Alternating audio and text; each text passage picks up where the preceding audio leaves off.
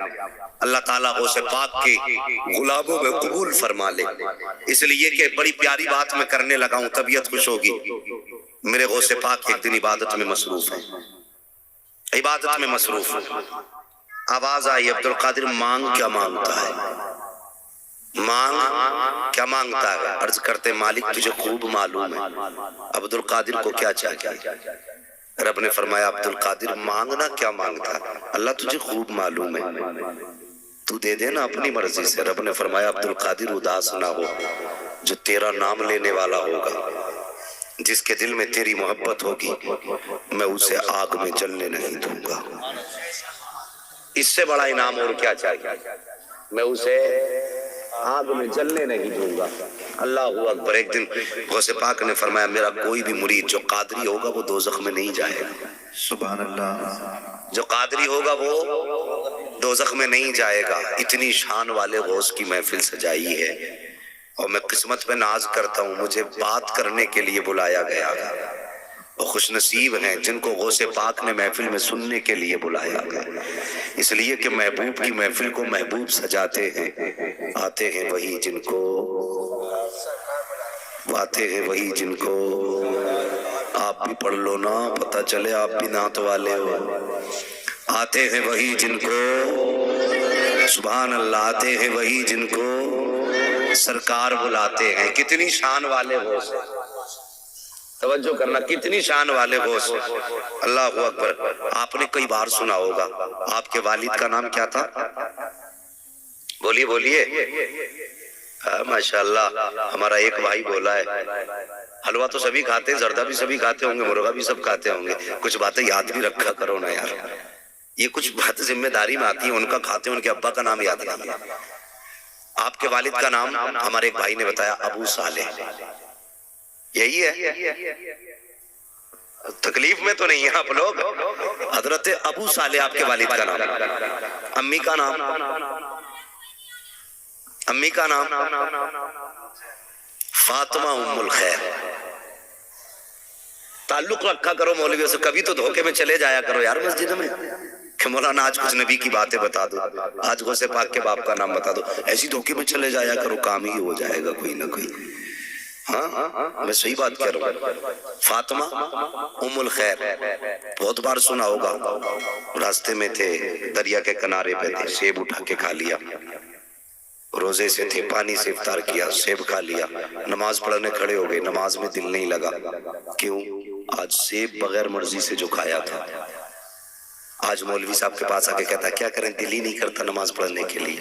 انہوں نے بنا مرضی کے سیب کھایا، اور ایسے شخص نے جس کا دن روزے میں گزرتا تھا، رات عبادت میں گزرتی تھی، ایک سیب بنا اجازت کے کھا لیا تو نماز میں دل نہیں لگا۔ ہم دن بھر حرام کے کتنے لقمے کھاتے ہیں، کوئی حساب ہے کوئی حساب؟ دکانداری اپنی ہم دیکھیں کتنا حلال کماتے ہیں، اگر ہمارے کپڑے کا شاپ ہے نا، اس میں اتنی لائٹیں لگا دی کہ خریدنے والا اندھا ہو جائے۔ گھٹیا مال بھی ہے تو ایک نمبر کا لگتا ہے۔ یہ بات ہنسنے کی نہیں ہے، یہ ہمارا قوم کا معاملہ ہے۔ بزنس کے طریقے دیکھیے ہمارے، اتنی لائٹیں لگا دی تاکہ خریدنے والا اندھا ہو جائے۔ آ گیا 2 روپے کی چیز کو اتنی لائٹیں لگائی ہے کہ وہ 100 روپے میں بیچی جا رہی ہے۔ دکان سے باہر لے جانے کی اجازت نہیں، اس لیے کہ راز کھل جائے گا۔ باہر حاجی صاحب نے لکھ دیا کہ بکا ہوا مال واپس نہیں ہوگا۔ معلوم ہے نا گھر جا کے حقیقت کھلنی ہے، پھر کٹوا کے واپس لائے گا تو واپس کیسے کروں گا، میری دکانداری بیٹھ جائے گی۔ باہر لکھ دیا کہ صاحب یہ بکا ہوا مال واپس نہیں ہونا ہے، اور لائٹوں میں اندھا کر کے کپڑا بیچا ہے، اور دکان پہ ٹائٹل سے لکھا ہے ھذا من فضل ربی، یہ میرے رب کے فضل سے ہے۔ یار ہم کتنے بے وفا ہیں، کبھی اندازہ لگایا اپنے کاروبار کا؟ ہم لوگوں کو دھوکہ دے کے بیچتے ہیں، کہتے ہیں ہم مسلمان ہیں، آنکھیں پھوڑ کے بیچا کرتے ہیں، کہتے ہیں ہم مسلمان ہیں، لوگوں کو دھوکہ دے کر کے آنکھوں میں ان کے مٹی ڈال کے بیچ رہے ہیں، کہتے ہیں ہم مسلمان ہیں۔ آپ مسلمان کا کردار دیکھ، آقا کے غلاموں کا کردار کیا ہے۔ امام اعظم کا کپڑے کا کاروبار ہے، آپ کی دکان تھی کپڑے کی، ایک دن اچانک شام کے وقت میں بادل آ گیا، آپ نے دکان بند کی، گھر جانے لگے۔ کسی نے کہا حضرت ابھی تو شام بھی نہیں ہوئی ہے، اتنی جلدی دکان بند کر کے کیوں جا رہے ہیں؟ آپ نے فرمایا دیکھتے نہیں ہو کہ اندھیرا چھا گیا ہے، میری دکان میں روشنی کا انتظام نہیں ہے۔ کہا حضرت تو کیا ہوا؟ آپ فرماتے ہیں کہیں ایسا نہ ہو اندھیرے میں کوئی کپڑے میں دھوکہ نہ کھا جائے اور کوئی دھوکے سے غلط کپڑا لے کر کے اچھی قیمت نہ دے کے چلا جائے، اس لیے میں دکان بند کر کے جا رہا ہوں۔ اب مجھے کہنے دو، یہ مصطفیٰ کے وفادار تھے کہ دکان اس لیے بند کر رہے ہیں تاکہ کوئی دھوکہ نہ کھا جائے۔ ہم دکانوں میں لائٹیں اس لیے لگاتے ہیں تاکہ کوئی سچ نہ جان پائے۔ او لوگوں، عاشق وہ نہیں ہوتا جو دھوکہ دیتا ہے، عاشق وہ ہوتا ہے جو سچ بھی بولا کرتا ہے، حق بھی بولا کرتا ہے۔ سبحان اللہ بے شک، سبحان اللہ۔ کبھی تم نے سوچا یہ دھوکہ دے کر کے دکانداری کی کمائی ہوئی دولت سے اولاد پلے گی، انجام کیا ہوگا؟ کبھی خیال کیا اس بارے میں؟ اور بات کیا کر کے کہتے جی سنو، ہاں کہ مولانا جھوٹ نہ بولے تو بزنس میں پیسہ ہی نہیں بچے گا، بزنس ٹھپ ہو جائے گا۔ اگر جان کر کے کہتے ہو تو کفر ہو جائے گا۔ میرے نبی کا فرمان ہے جھوٹ روزی کو ختم کرتا ہے، اور تم کہتے ہو جھوٹ نہ بولے تو روزی نہیں ملے گی۔ اگر جانتے ہوئے یہ کہہ دیا تو کفر ہو جائے گا، ورنہ حرام تو ہے۔ فرق کیا ہے ہمارے اندر، کمیاں کیا ہے؟ یار جلسے بہت سنو گے، مولوی بھی بڑے بڑے بلا لوگے، 50-50 ہزار کا مولوی بلا لوگے، 3-3 گھنٹے آپ بیٹھ کے سنتے رہو گے، لیکن میری کڑوی باتیں کچھ سن لو، اس لیے کہ میری تقریر کبھی یار کو بے چین کرتی ہے۔ سبب کیا ہے؟ وہی کہتا ہوں جو دل پر گزرتی ہے۔ ایک ہنگامہ محشر ہو تو بھولوں اس کو، سینکڑوں باتوں کا رہ رہ کے خیال آتا ہے۔ کبھی تم نے سوچا ہمیں مصطفیٰ نے سچ کا تحفہ دیا ہے۔ میرے نبی کی بارگاہ میں صحابہ حاضر ہیں، آقا کریم سے صحابہ عرض کرتے ہیں آقا کیا مومن جھوٹ بول سکتا ہے؟ میرے نبی نے فرمایا مومن جھوٹا نہیں ہو سکتا ہے، جان دے دے گا لیکن مومن جھوٹ نہیں بولے گا، جان دے دے گا مومن جھوٹ نہیں بولے گا، قید میں چلا جائے گا جھوٹ نہیں بولے گا، ہر سزا برداشت کر لے گا جھوٹ نہیں بولے گا۔ آقا تو مومن کی یہ علامت بتا رہے ہیں کہ مومن جھوٹ نہیں بول سکتا ہے۔ اب ان کے بارے میں کیا کہا جائے گا جو یہ کہتے ہیں جھوٹ نہ بولنے تو روزی نہیں ملتی ہے، جھوٹ نہ بولنے تو کاروبار میں اضافہ نہیں ہوگا، جھوٹ نہ بولنے تو پیسہ نہیں بچتا ہے۔ فرق یہ ہے ہم نے شیطان کو اپنا سب کچھ مان لیا ہے، ہم نے خدا کو کچھ مانا ہی نہیں ہے۔ یار ہمارا اعتماد خدا سے اٹھ گیا ہے۔ کیا کہو گے ان پرندوں کے بارے میں جو صبح کو اپنے گھونسلوں سے اڑتے ہیں، جنہیں آج تک یہ نہیں معلوم ہے کہ ہمارا رزق آج کہاں اترنے والا ہے، کس کھیت میں اتر کے ہمیں دانا ملے گا۔ جب شام کو واپس آتے ہیں تو اپنا پیٹ بھر کے آتے ہیں، لیکن اپنے منہ میں دانا بچا کے نہیں لاتے ہیں، اس لیے کہ ان کا بھروسہ خدا پہ ہوتا ہے۔ ان کی کوئی کھیتی نہیں ہوتی ہے، ان کا کوئی بزنس نہیں ہوتا ہے، لیکن آج تک کوئی پرندہ فاقے سے نہیں مرا ہے، آج تک کوئی پرندہ پیاس سے نہیں مرا ہے۔ اگر آج کے بعد کوئی پرندہ تم فاقے سے مرتا دیکھو تو میری بات واپس کر دینا۔ اب میں چیلنج کے ساتھ کہتا ہوں وہ مسلمان فاقے سے مر سکتا ہے جو جھوٹ پہ بھروسہ کرے گا، وہ مسلمان فاقے سے مر سکتا ہے جو اپنے طریقے پہ بھروسہ کرے گا، لیکن وہ مسلمان کبھی فاقے سے نہیں مرے گا جو اپنے آپ پہ نہیں خدائے پاک پہ بھروسہ کرے۔ نعرہ تکبیر، نعرہ رسالت، نعرہ غوثیت، مسلک اعلیٰ حضرت حضرت علامہ مولانا مفتی حماد رضا صاحب قبلہ، نعرہ تکبیر، سبحان اللہ سبحان اللہ۔ ناراض مت ہونا، یہ وہ بیماریاں ہیں جو ہمارے اندر ہیں۔ آج اس کمیٹی نے اتنی محنت سے یہ انتظام کیا، اس کمیٹی کی طرف سے یہ پیغام لے کے چلے جاؤ جب تک زندہ رہیں گے سودے میں کسی کو دھوکہ نہیں دیں گے، تاکہ ان کی محنت بھی وصول ہو جائے، میرا آنا بھی وصول ہو جائے۔ خیریت سے ہیں آپ لوگ؟ ہاں خیریت سے رہیے گا، اس لیے کہ جب تک خیریت سے رہیں گے تب تک انشاءاللہ بات ہوتی رہے گی، اور جب خیریت بگڑنے لگے گی تو پھر میں انتظار نہیں کروں گا مجھ سے کوئی کہے بیٹھ جاؤ، اس لیے کہ ہم چہروں سے پہچان لیتے ہیں، ہم پلٹتے نہیں بے جان کتابوں کے ورق، ہم وہ پڑھتے ہیں جو چہروں پہ لکھا ہوتا ہے۔ ہمیں پتہ چل جائے گا جب آپ کو نیند آنے لگے گی، توجہ کرنا۔ دوسری بیماری ہمارے اندر دکانداری میں کیا ہے؟ جہاں ایک مسلمان نے کسی چیز کی شاپ رکھی دکان، ٹھیک، تو دوسرا اس کے سامنے کھولتا جا کے، کمپٹیشن ہے کہ دوسرا بالکل اس کے سامنے کھولے گا یوں، اور پھر حساب لگاتا میرے ملنے والے کتنے، میرے ملنے والے کتنے۔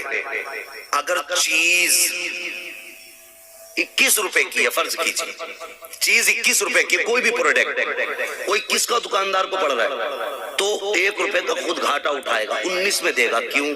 اس کا گراہک توڑنا ہے۔ سمجھیے آپ میری بات، اس کا ग्राहक तोड़ना है। और ग्राहक की भी देखो, हम कितने अच्छे हैं, मार्केट में जाएंगे, कितने का दिया सामान, वो कहता 5 रुपए का, तू कितने का दे रहा है, 4 का, तू कितने का दे रहा है, 3 का। कंपटीशन जो लगा है भाई, एक ही चीज है, रेट गिर रहा है, एक ही चीज है, रेट गिर रहे हैं कि तूने कितने का दिया, कि 3 का, तो 5 वाले से नहीं खरीदेगा, 3 वाले से खरीदेगा। ये मिजाज है हम लोगों को। तुमने सोचा ये 3 में क्यों दे रहा है या वो 5 में क्यों दे रहा है, सिर्फ है कंपटीशन। एक दिन ख्वाजा कुतुबुद्दीन बख्तियार काकी को आपके पीर मुर्शिद ने भेजा कि जाओ बाजार से जाके दाल ले आओ। गौर से सुनना मेरी बात, क्या मंगाई, किससे, ख्वाजा कुतुबुद्दीन बख्तियारे काकी से आपके पीरो मुर्शिद ने कहा जाओ दाल ले आओ। आप आए मार्केट में, आके आपने देखा तो कई दुकानें लगी थी। आपने पूछा कितने की, एक ने कहा 5 रुपए की 1 चम्मच दाल, दूसरे ने कहा 4 रुपए की 1 चम्मच दाल, तीसरे ने कहा 3 रुपए की 1 चम्मच दाल। आपने 3 रुपए वाले से 3 चम्मच दाल लेके पहुंच गए अपने पीर की बारगाह में। मुर्शिद की बारगाह में पहुंचे, मुर्शिद ने कहा कि इतने पैसों में इतनी दाल कैसे मिल गई। कहने लगे हजरत बाजार में 3 दुकानें लगी थी, सबके रेट अलग अलग थे, एक का रेट 5 था, दूसरे का 4 था, तीसरे का 3 था, मैं 3 वाले से लेके आया हूँ। आपके पीर और मुर्शिद ने फरमाया जा वापस ले जा, मुझे ये दाल नहीं खानी है, मुझे ये दाल नहीं खानी है। मुर्शिद की इतनी बात सुनी है, रोने लग गए, सरकार खता क्या हो गई। आप फरमाते तू जो उस दुकानदार से लेकर के आया है, एक ही चीज के बाजार में 3 दाम थे, क्या तूने अंदाजा लगाया कि वो 3 दाम किस लिए हुए थे। कहा सरकार एक दूसरे से आगे थे बेचने में। जैसे इतना सुना है, आप फरमाते तू मेरे पास लेके आया है, जा दिल्ली की जामा मस्जिद के दरवाजे पे खड़ा हो जा और जाके ऐलान कर दे ये कंपटीशन से खरीदी हुई दाल है, इसे कोई आके फ्री में ले जाए। आप आके जामा मस्जिद के दरवाजे पे खड़े हो जाते हैं, वो लोगों ये 3 चम्मच दाल है, मेरे मुर्शिद ने भेजी है, मैंने कंपटीशन से सबसे सस्ती खरीदी है। आप फरमाते ख्वाजा कुतुबुद्दीन बख्तियार काकी कि मैं सारी रात खड़ा रहा, सारा दिन खड़ा रहा, एक बंदा भी दाल का एक दाना लेकर के नहीं गया। अल्लाह अकबर, वापस पहुंचे हैं मुर्शिद की बारगाह हुए कि सरकार किसी ने एक दाना दाल का नहीं लिया है। आप फरमाते हैं अगर दिल्ली की आवाम का तकवा ये हो सकता है तो फिर अल्लाह वालों का तकवा कैसा होना चाहिए। मैं तुमसे पूछना चाहता हूँ, आज कंपटीशन पे सस्ता खरीदते हो, क्या तुमने उस गरीब के बारे में भी सोचा जो अगर सस्ता बेच देता तो बच्चे भूखे मर जाते, अगर कंपटीशन में आगे बढ़ जाता तो बच्चे फाके से मर जाते। तुमने तो सस्ता खरीद के अपना फायदा कर लिया है। पता चला अल्लाह वाले सच्चा नहीं देखा करते, अल्लाह वाले सच्चा देखा करते हैं। जहाँ सच्चा होता है वहां से सुभान अल्लाह, बेशक सुभान अल्लाह। बेशक ये तरीके अपनाओ। और करते क्या जी, दुकान बंद कर दी, सामने लगाई दुकान की दुकान। और हमने मुसलमानों में ही देखा है, जब कोई दुकानदार आता ना ग्राहक, तो चुपके से इशारा करके कहता है इधर आ जा तू।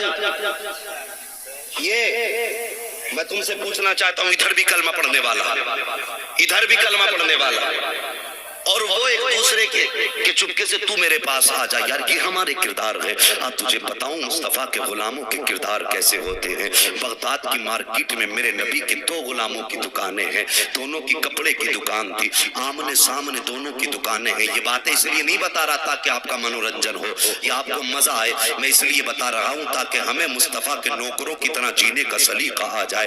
वरना याद रखो, अगर हमारा किरदार नहीं बदला तो लाख जलसों में आके बैठो, कोई फायदा नहीं है। 1000 मस्जिदों में जाके चिल्ले कर लो, कुछ नहीं होने वाला है। अगर कुछ भी होगा तो मुस्तफा के तरीके को अपनाने से होगा, आका के किरदार को अपनाने से होगा। गौर से सुनना मेरे प्यारे, अल्लाह अकबर। बगदाद की मार्केट में 2 मुसलमानों की दुकान आमने सामने लगी हुई है। एक मुसलमान की दुकान पर शाम को ग्राहक आया, उसने कहा भाई मुझे ये कपड़ा पसंद है। उसने कहा कि मैं तुझे ये कपड़ा नहीं बेचूंगा। वो कहने लगा मैं आप ही का तो ग्राहक हूँ। कहने लगा ये बात अपनी जगह है, तू मेरा ग्राहक ہے لیکن یہ کپڑا میں تجھے نہیں دے سکتا. کہا کیوں نہیں دے گا؟ کہا اگر تجھے کپڑا خریدنا ہے تو سامنے والی دکان پہ چلا جا. اس نے کہا جتنی قیمت چاہو گے اتنی دوں گا لیکن کپڑا آپ سے لینا ہے. اس نے کہا میں تجھے یہ کپڑا نہیں دوں گا, اگر خریدنا ہے تو سامنے والے دکان پہ چلا جا. اللہ اکبر. جیسی اس نے اتنا سنا ہے کہتا یار پتا تو صحیح, دنیا کا دستور یہ ہے کہ دنیا اپنی دکانداری زیادہ کرنا چاہتی ہے لیکن تو کہ مجھے کپڑا نہیں بیچ رہا ہے,